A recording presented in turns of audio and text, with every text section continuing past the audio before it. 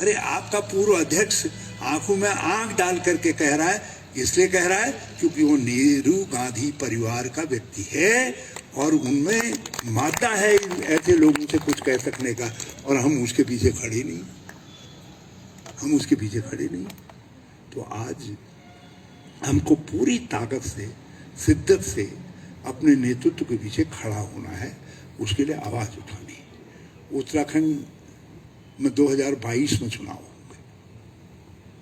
हम, बल्कि मैं तो आजकल पूजा करते वक्त एक बात कहता हूँ, 2022 तक त्रिवेंद्र सिंह मुख्यमंत्री भव, ऐसे कहते हैं संस्कृत में, क्या कहते हैं। हमारे कुछ दोस्त जो है मेरे इस श्लोक को दिल्ली भेज के कहते हैं कि ये तो भाजपा की तारीफ कर रहा है। अरे 2022 में आना है, तो ये रावत जरूरी है। तो, लेकिन उसके लिए कुछ आगे की सोच भी जरूरी है।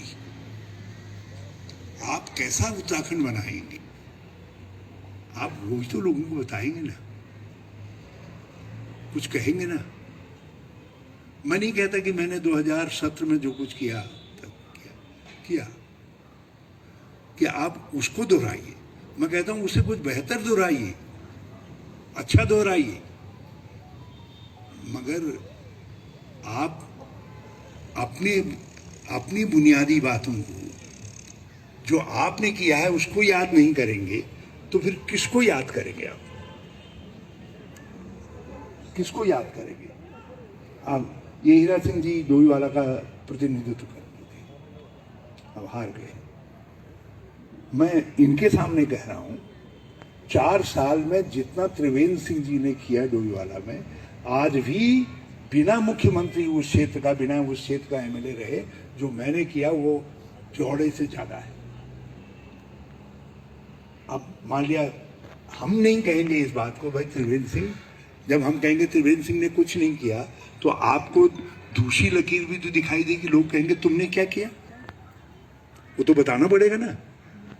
और नहीं तो भाजपा वाले तो ऐसे हैं, ये यदि तुम बताओगे नहीं ये हमारा घर है तो दाखिल खारिज अपने नाम पर करवा लेते।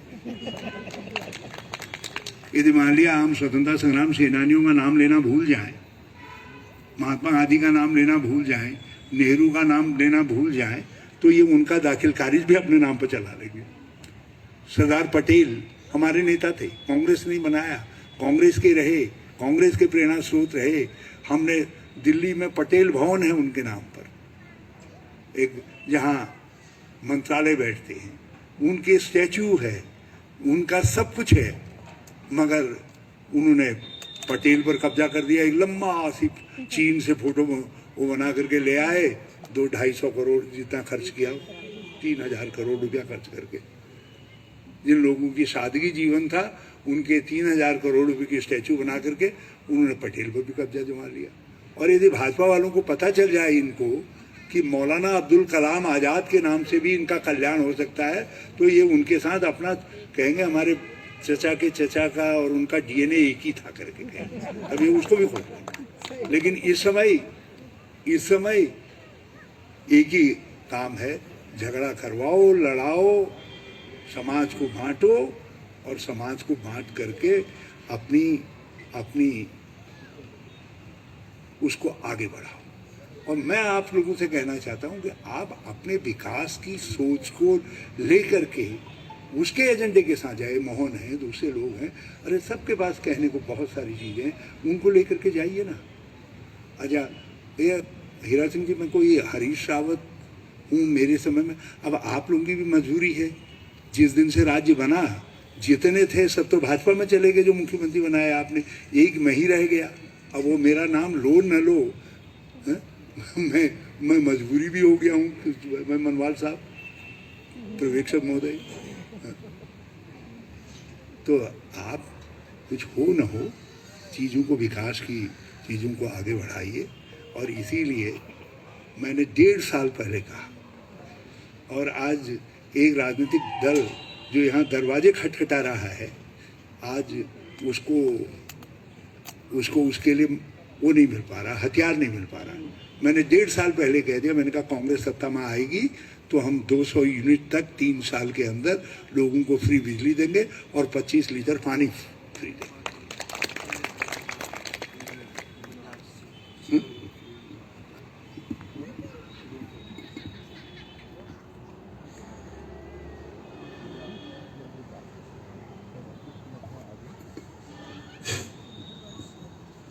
तो ये स्थिति है। तो मैं आप सब लोगों से ये आग्रहपूर्वक कहना चाहता हूँ कि ये मौका ऐसा है जिस मौके का मैं आप लोगों को सबको आगे के लिए देखना है और किस तरीके से हम सत्ता में आए उसके लिए सवाल ढूंढने। और ये बहनें हैं यहाँ पे बैठी हुई, महिला कांग्रेस है, मैं इनसे कहना चाहता हूँ कि हम कांग्रेस को लाइए सत्ता में। मैं महिलाओं के लिए सार्वभौम पौष्टिक आहार योजना प्रारंभ करवाऊंगा। मैंने ट्रायल रन के तौर पर 70 वर्ष 65 साल से ऊपर की वृद्ध महिलाओं के लिए पौष्टिक आहार योजना शुरू करवाई थी और गर्भवती महिलाओं के लिए करवाई थी।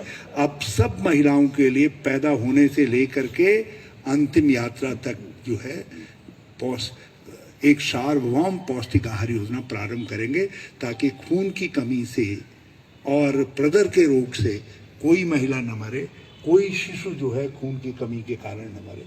हम बड़ी सोच के साथ आगे बढ़ेंगे। कुछ काम हम कर पाए, कुछ काम नहीं कर पाए, लेकिन आगे की तरफ को क्या देखना है उन चीज़ों को लेकर के चलेंगे। तो मैं आप सबको बहुत बहुत इस मौके पर बहुत शुभकामना देता हूँ।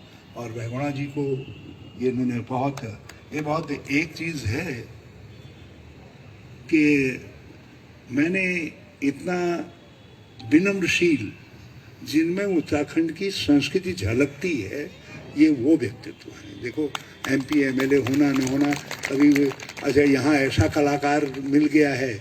और जिस समय तक हमारा BSG का चलता था तो हमने उस कलाकार को थल्ले थल्ले रखा, यही है ना। ये हीरा सिंह बिष्ट औरों को नहीं डांटते थे, मुझे को डांटते थे। मेरे ये किसी के ऊपर के पहलवान नहीं है, मैं इनके सबके सामने कह रहा हूँ, ये मेरे ऊपर के पहलवान हैं। हीरा सिंह जी जो है मुझको डांट करके है कैसे हो पाए। और मैं कहता था हिरदा, मैंने कहा भाई हिरदा जैसा कहा तैसा कर। हमने इन पहलवानों को नहीं, ऐसे लोगों को नहीं आने दिया जो लोगों के नाम पर मकान के लिए पैसा ले ले और उसको जो है अपनी जेब में रख करके चले, अपनी जेब में रख करके चले। हमने ऐसे व्यक्तियों को कभी बढ़ावा नहीं दिया, लेकिन अब सहयोग है। लेकिन हमारे युवा दोस्त हैं यहाँ, नौजवान हैं, मैं इनसे कहूँगा कि नौजवानों इस समय निकल पड़ो। आपके पास रायपुर के अंदर आप हर मोहल्ले में जाकर के यदि कहेंगे कि काऊ तू एक कसम खा करके बता दे, भाई यहाँ के MLA साहब कसम खा करके बता दे कि तूने जो काम कांग्रेस के समय में किए, जिसके बोर्ड लगा रखे हैं, उसके अलावा भाजपा के समय का कोई बोर्ड है? कोई है? तो लेकिन ये मोहल्ले में जाकर के बताएगा कौन? इसलिए मैं युवाओं से कहता हूं, बताओ बहुगुणा जी, हमने तो रोजगार को बच्चों का अधिकार माना। जिस समय मैं मुख्यमंत्री बना था 13% बेरोजगारी की वृद्धि दर थी, और जिस समय त्रिवेंद्र सिंह जी मुख्यमंत्री बने उस समय वो प्रतिशत घट करके 2.5 आ गया था और लक्ष्य हमने 2% पर लाने का रखा था। 32,000 नौजवानों को सरकारी विभागों में नौकरी दिलवाई हमने। 16,000 का अध्याचन जारी करके गया। अभी तक ये त्रिवेंद्र सिंह जी की सरकार उन्हें मेरे जारी किए अध्याचनों पर तो लिपटी पड़ी है। और हमने तय किया है यदि कांग्रेस सत्ता में आएगी तो पहला काम करेंगे, जितने सरकारी विभागों में पद खाली पड़े हैं उन पदों को भरेंगे, टाइम बाउंड तरीके से भरेंगे। और फिर जितने हमारे पद इन्होंने मृत घोषित किए हैं, जो हमने अध्याचन जारी किए थे, उनको फिर से खड़ा करेंगे, उनको भरने का काम करेंगे। और उसके बाद जो भी नीति बनाएंगे उस नीति का लक्ष्य होगा रोजगार सृजन, ताकि हमारे बच्चों के, नौजवानों का भविष्य जिनको आप पढ़ा करके बड़ा कर रहे हो उनको करेंगे। हमारे पास उसके लिए त्रिमुखी योजना है, हम उस पर अमल लाएंगे। तो ये सब काम करेंगे, मगर इस समय एक काम तो आप सबको मिल करके करना पड़ेगा, महिलाओं को और नौजवानों को विशेष तौर पर, वो है कांग्रेस को लाने का। और मसाला मैंने कहा ना भी, यदि हर मोहल्ले में जाकर के पूछ लो कि ये जो बोर्ड लगा है ये बोर्ड कब का है, तो हर बोर्ड यहाँ 2014 से 2017 के बीच का है, बाकी तो है ही नहीं।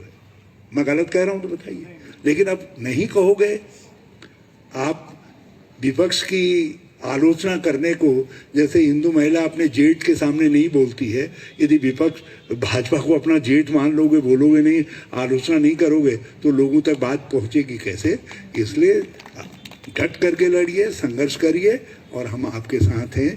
तो आप सबको नए साल की भी बहुत शुभकामना, उत्तरायणी अभी अभी हुई है उसकी भी शुभकामना, और गणतंत्र दिवस आने वाला है, गणतंत्र दिवस की भी सबको बहुत बहुत शुभकामनाएं। जय हिंद, जय भारत, जय हिंद।